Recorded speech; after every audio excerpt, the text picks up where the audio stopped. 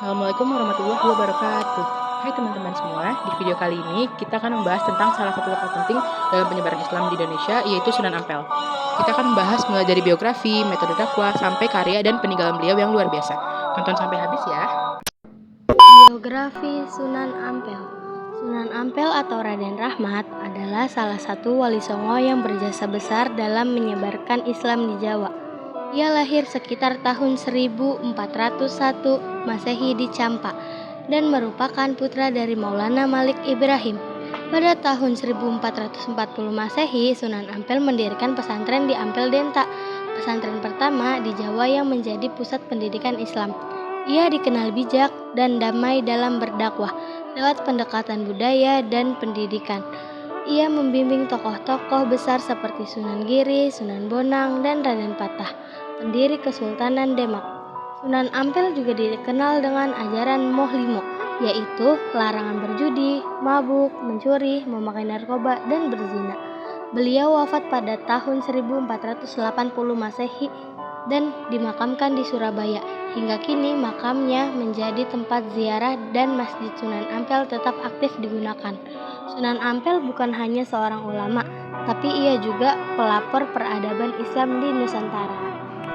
Metode dakwah Sunan Ampel. Sunan Ampel salah satu wali songo terkemuka menyebarkan Islam di Jawa, khususnya Surabaya dengan pendekatan yang arif dan memahami budaya setempat.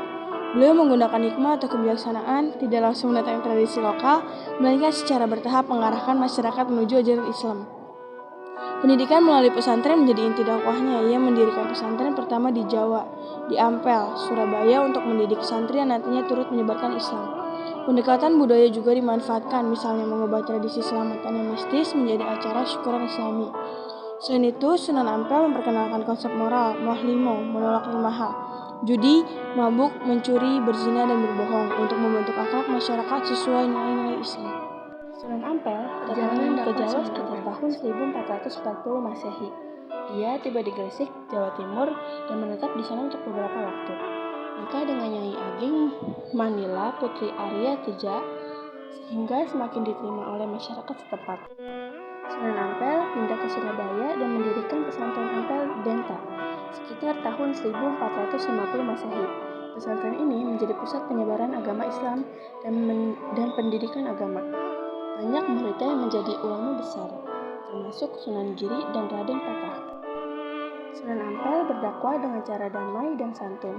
Ia memanfaatkan pendekatan budaya lokal dan ajaran-ajaran modern yang mudah diterima masyarakat Jawa.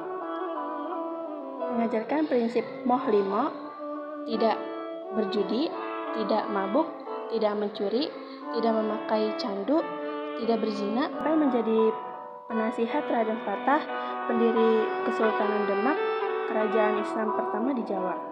Ia berperan penting dalam penyebaran Islam ke daerah pesisir dan penduduk penyebaran Islam lebih luas di Nusantara. Karya Sunan Ampel. 1. Menyebarkan Islam dengan pendekatan budaya. Sunan Ampel dikenal menggunakan pendekatan damai dan budaya lokal dalam menyebarkan Islam. Ia tidak memaksakan ajaran agama, melainkan menyesuaikan dakwah dengan adat Jawa seperti melalui seni, bahasa, dan tradisi. 2. Mendirikan pesantren Ampel Denta. Salah satu karya terpenting Sunan Ampel adalah mendirikan pondok pesantren di daerah Ampel, Surabaya. Pesantren ini menjadi pusat pendidikan Islam pertama di Jawa Timur dan melahirkan banyak ulama dan penyebar Islam lainnya. Peninggalan Sunan Ampel. 1. Masjid Ampel. Didirikan pada tahun 1421 di Surabaya. Masjid ini masih berdiri hingga kini dan menjadi salah satu masjid tertua dan paling bersejarah di Indonesia. 2. Makam Sunan Ampel. Terletak di Kompleks Masjid Ampel, Surabaya, menjadi tempat ziarah yang ramai dikunjungi umat Islam dan berbagai daerah. 3. Keturunan dan murid-muridnya. Sunan Ampel adalah ayah dari Sunan Bonang dan mertua dari Sunan Giri, dua wali besar lain dari Wali Songo. Ia juga membimbing tokoh-tokoh besar dalam dakwah Islam di Jawa, termasuk Raden Patah, pendiri Kesultanan Demak. Nah, itu dia pembahasan kita tentang Sunan Ampel, mulai dari perjalanan hidupnya, cara berdakwah, sampai peninggalannya yang masih ada sampai sekarang.